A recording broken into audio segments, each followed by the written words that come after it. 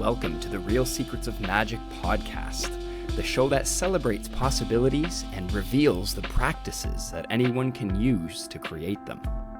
I'm your host, Brandon Love, and on today's show, the very first episode, I have my friend Gurdeep Ahluwalia, host of CP24s Breakfast, Toronto's most watched morning show. Can I call you G? G? Yeah, I mean, we met in university as you calling me G, so I feel like we should take it back to the original. Absolutely. It's good to see you, buddy. It's great to see you too. Thanks so much for joining me on the show. I know you're a super busy guy and have done so many cool things. I can't wait to talk about a little bit here. But first things first, G, can you tell us a little bit about your work right now? For those who don't know, who are watching at home, what's your role? What are you doing? Yeah, and by the way, I appreciate you referring to me as your old friend because yes, it's been a while. I am old now, so that is the truth. Totally. I host CP24 Breakfast Monday to Friday.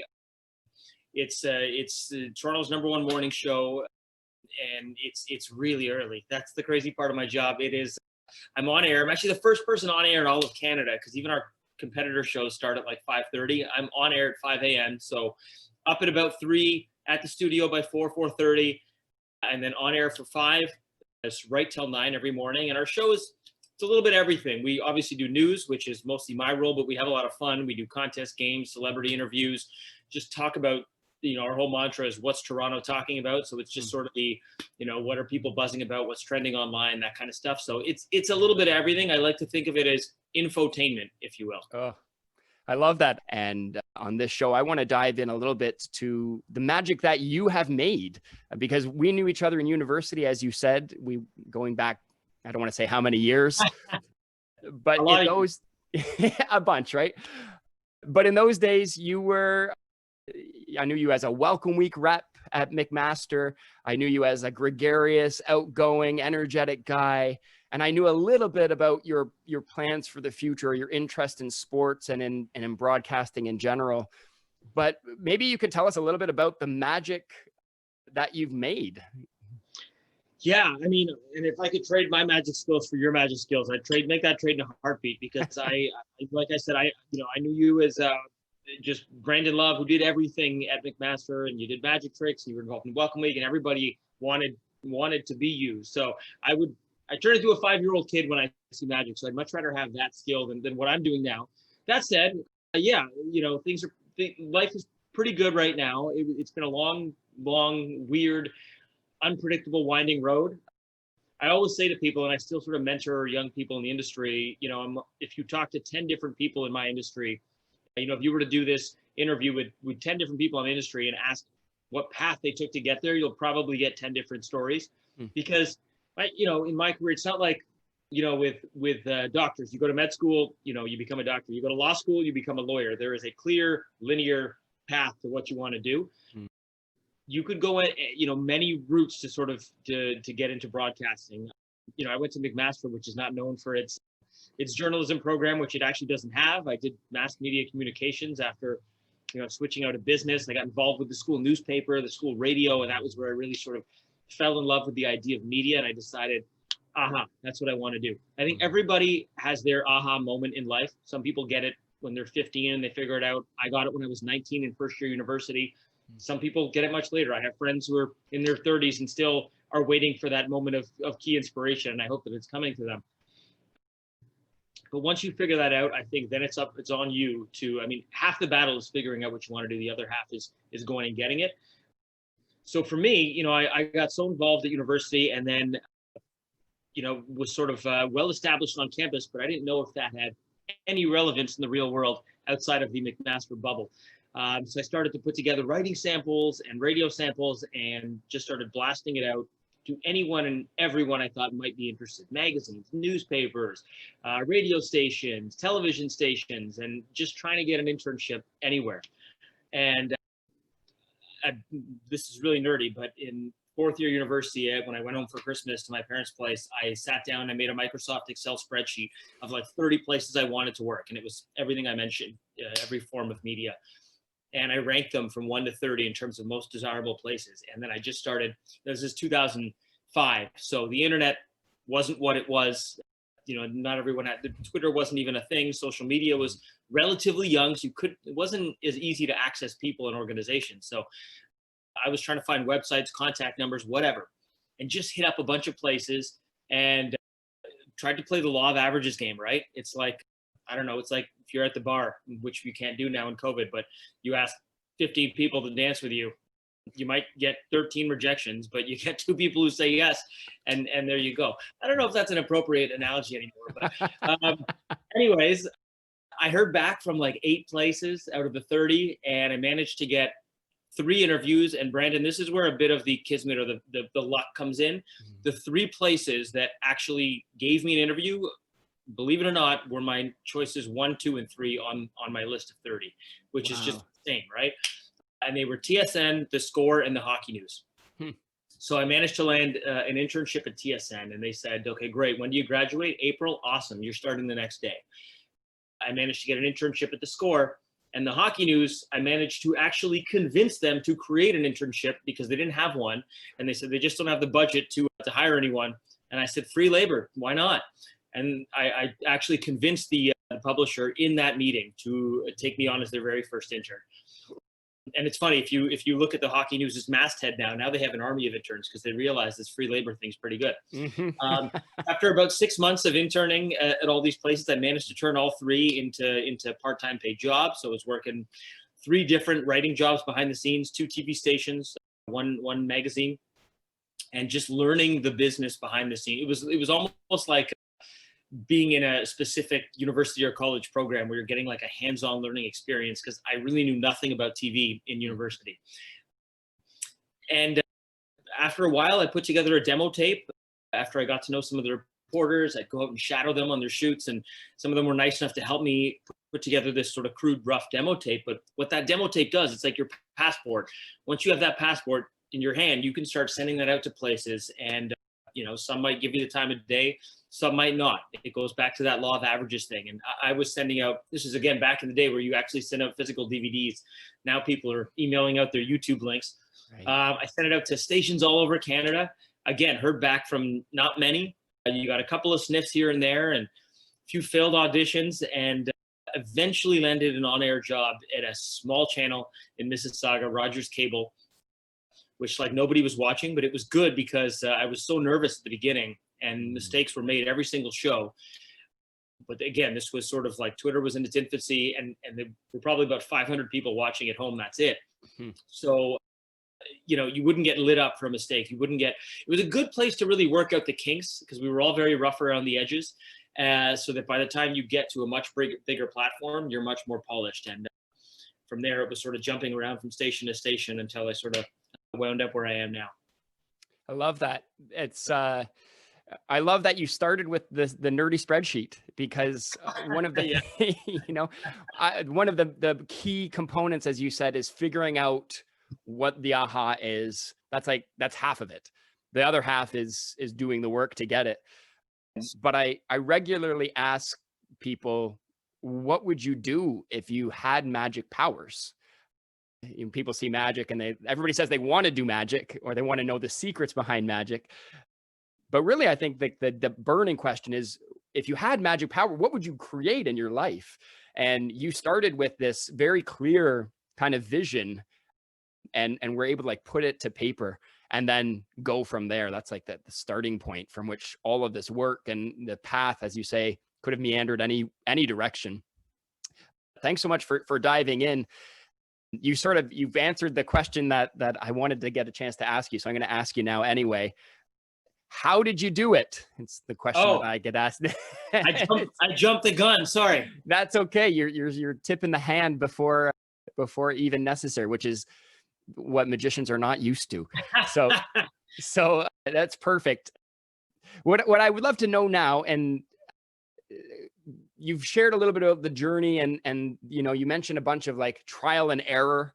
It's another super important thing that I think everybody knows intuitively. The stuff we want to do on the first time almost never works, but with continued iteration, continuing to lean in and learn from the mistake, obviously things get better. It just takes like courage to continue to get back on that horse, right? But maybe you could share this. The show's The Real Secrets of Magic. You certainly made some magic. What would you say is like the real secret? You know, aside from the stuff on the surface, sending out the auditions, doing the writing stuff, are there things that you have done on a daily basis or a semi-regular basis that you maybe have contributed to your success that might not look like it from the surface? Yeah, for sure. And that's a really good question because, you know, like you, I mean, you're a performer and, you know, when people see you, they see the finished product, right? You do a 8-minute magic routine, but what they don't see is that, you know, if you do 6 tricks in an 8-minute magic routine, they don't see that you probably put months of effort into every single one of those tricks. So that 8-minute finished product they see might have taken you a year to perfect or longer or something. It's, you know, it's an imperfect science. So you're probably always crafting and changing. And in your eyes, I'm sure it's never perfect, right? It's you know, similar but different. I tend to never watch myself. I'm very lucky that what I do is live and it's sort of effervescent. Like when it's gone, unless you sort of PVR it and you want to come back and watch it later. I'll never do that. I'm a feel person. Mm-hmm. So if I watch myself, I always cringe to this day. I've been on TV for 13 years now and I still cringe every time I see myself because I'll sort of watch and say, well, why did I do that? Or why did I take that pause there? My inflection wasn't quite correct. Or, you know what? I didn't love the way I asked that question. It could have been better. So I think as painful and cringeworthy as that can be, it's a good thing because I think the moment you watch yourself and sort of say, huh, yeah, okay, I wouldn't change a thing. That was perfect. To me, that's when you've peaked and you've plateaued. But the way I choose to look at it is I'm still constantly improving because you cannot be a perfect broadcaster, right? I mean, you can get close, you can be a damn good broadcaster, but the minute you're perfect, it's either impossible or you've plateaued and there's nowhere left to go. So the fact that it's still uncomfortable for me to watch myself, I think is weirdly a good thing. Because you're constantly putting, and I'm sure, you know, you watch yourself do a routine and you'll nitpick. Other people won't, the average person won't notice. I mean, we'll have our minds blown, but you'll probably watch something and be like, that move could have been a little bit tighter or, you know, totally. Right. So in terms of, you know, the stuff people don't see when, you know, when I get stopped on the street or someone, you know, sends me a nice tweet or whatever, and they say, hey, love the show. Like, you know, your life sounds so great. Or I see you on Instagram and you're at these fun events and then you're on the show having fun behind the scenes. Like your life is just, it's fun and games. What they don't see is all the stuff behind it. The time you would put in on all your magic tricks in your room, at your house, at your home, you know, trying to perfect it. For me, I mean, the reality is because I'm the first person on air in Canada every day, I get up at 3:00 and you have to be sharp. So much of the show is improv. So much of the show is ad-libbing, thinking on your toes. So, you know, I go to bed at like 7, 8:00. And so when people say your life must be so exciting, you meet all these interesting people, you're out, this, that. Like, well, how exciting could it possibly be when I'm going to bed at 7 or 8:00 to facilitate what I do, right? I mean, I'm a diehard sports fan and I get to watch maybe the first period of the Leaf game and then I got to go to bed, which is torture every night, but that's just one of the sacrifices you have to make. Mm-hmm. You get invited out to a fun event. Well, you know, you might go have a drink, shake a couple of hands pre-COVID and then leave by 7:30 because you just can't afford to stay that late because it'll mess up your next day and then you'll be chasing your tail all week. So I think one of the big things I've learned is how connected everything is. I mean, a bad decision on a Monday, me accepting an invite on a Monday or staying up later than I should on a Monday evening will mean I'm tired for Tuesday. And then maybe when I come home Tuesday, I don't get my workout in because I was just too tired. And if I don't get my workout in, then my body's not tired enough for me to sleep early. And, you know, and then you're just chasing it all week. So I found I used to have a hard time saying no to people and to temptations and to things. I've gotten really good at saying no. This job has made me very good at saying no and just sort of looking down the road a little bit and seeing the consequences of your actions positively and negatively. So it's just so connected, and things like working out and getting at least 6 hours of sleep, which is still not great for the average person, but is good for me. Those things are so important. So you just sort of learn to prioritize the stuff that matters, right? And as you get older, that stuff is currency. You need that. You really feel it when you don't have it. So I think it's all those little subtle things that people don't see behind the scenes.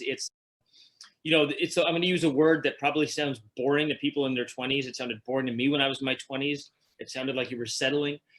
But the word routine had, like, you used the word discipline earlier, and discipline can have a negative connotation, but that's not the way you meant it. You meant, crafting your discipline, having your discipline, refining your discipline. A routine is the same thing. Like, it's not boring, it's important. And you can set your watch by it. You can really sort of refine your life and make improvements on your process by having a routine. I'm always trying to tweak my week and figure things out. What could I do a little bit better to maybe optimize my sleep, or optimize my workout, or optimize my job, or, I've got a dog as well. And outside of work and taking care of my body and my mind, my dog is really my only responsibility. If you and I were to do this podcast again 5 years from now and I had a family, I might give you a whole host of different answers, because then the priorities change. But for now, I think it's really just about figuring out your priorities and being able to say no when you got to say no.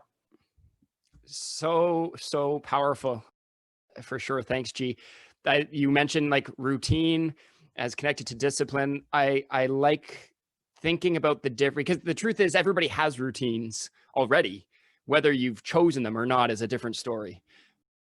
And we talk a lot about habits, right? And habits are good, but I think it's important to remember they start as practices, right? They start as intentional leaning into your edges. As you say, you're always trying to find ways to optimize your personal care, your mental care. And by continuing to do that, build out these things which will serve you later on down the road. So super huge. I think discipline and routine are major keys. Yeah, and if I can give one example as well, because you kind of jogged my memory with what you said there, and I'll add on one thing you said to all those great authors that you mentioned that have sort of crystallized the things we talked about. Malcolm Gladwell in Outliers talks about 10,000 hours of experience, right? Like, he used the Beatles as an example, as they played all these gigs all over the UK before they became mainstream popular. Multiple gigs a day, so that by the time they reached the mainstream, they were this well-polished foursome that just sounded seamless. One of the great things about what I do, because I work for sort of a non-traditional TV channel where we're 24 hours a day, so you're on air all the time. So in my 6-hour shift, I'm on air for the majority of that shift. So, people ask me, don't you get nervous? And quite honestly, Brandon, I was way more nervous for that first TV job that nobody was watching, that 500 people were watching, because at that point, I didn't know if I sucked or not.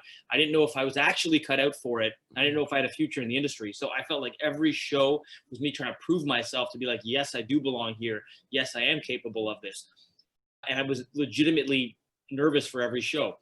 Now, I'm hosting a show for a couple 100,000 people a morning, and it's like second nature. Like, I'm so in my zone and so comfortable in my skin doing it that, I don't know if I should admit this, but sometimes on repetitive news days or slow news days, my mind can actually wander and be thinking about something entirely different while I'm there doing the show, because it's just so comfortable. And I've done, I don't even know how many hours I've done now, but it's well over 10,000, that it just becomes so second nature. It's like learning how to drive manual or whatever, right? It's crazy at first when you're thinking about pressing the clutch and moving the gears, but after a while, your mind can drift when you're driving because you've just done it so many times. One of the other practices I'll throw in there that's super important that I forgot to mention is I've learned to do things to, when I'm trying to build good habits, I'll reduce the friction between those good habits. So, working out to me every day is super important because, as I mentioned, it makes me tired in the evening.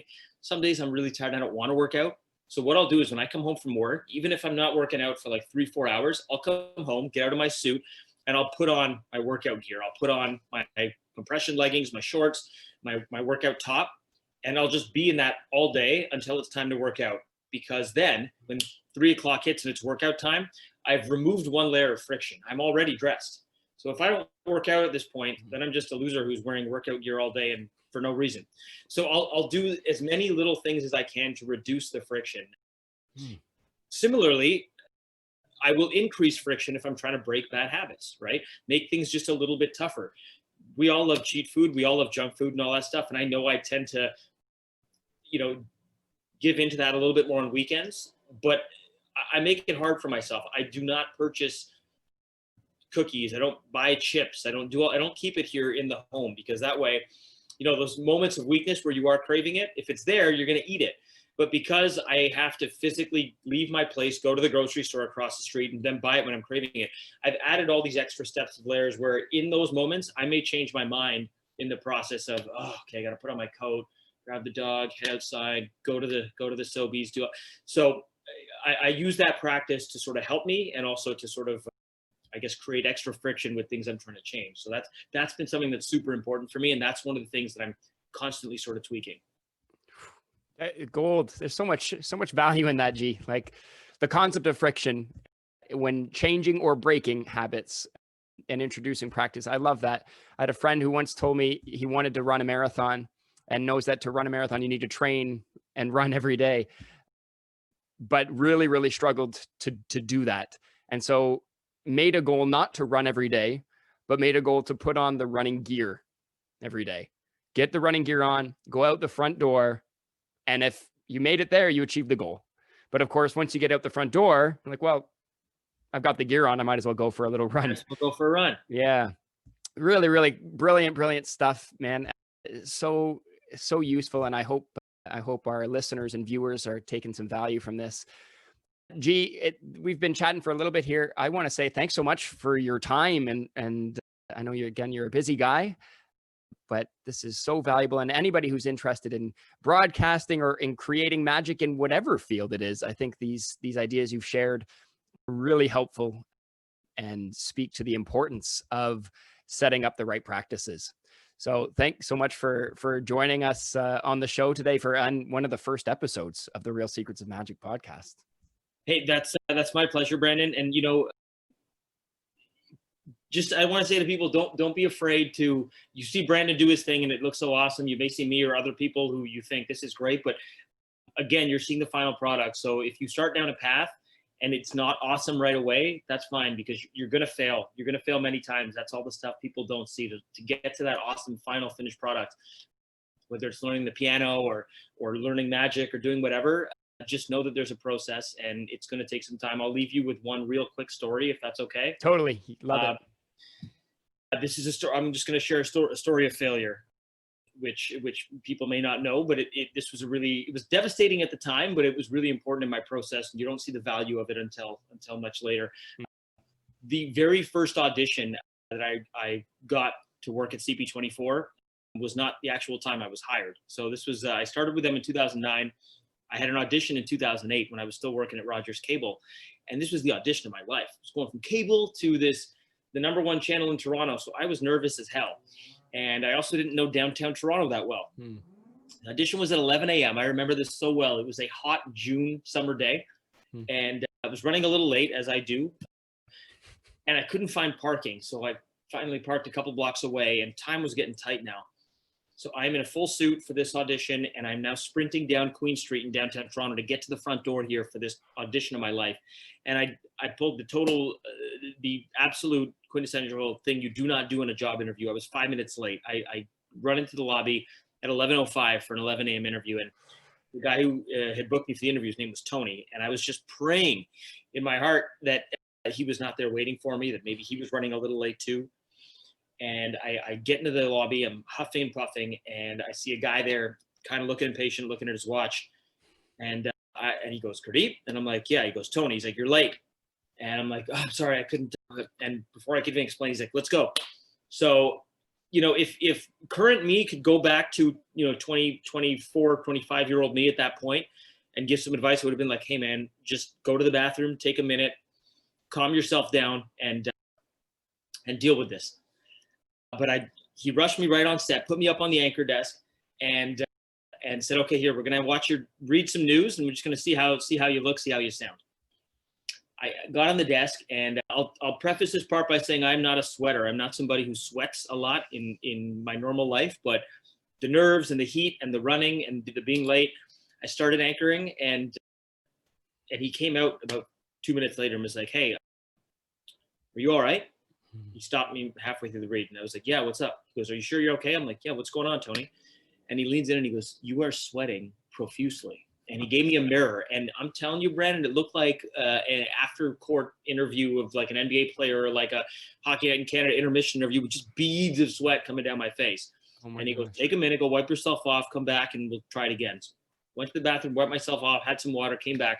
But that second read, and this is going to sound so stupid, was I was so rattled trying not to sweat. I was so focused on trying not to sweat that I don't think I blinked for that whole read, and I read at such a frenetic pace. I was like this into the prompter, and he let me get through the read, finished the audition, and he said, thanks, we'll call you.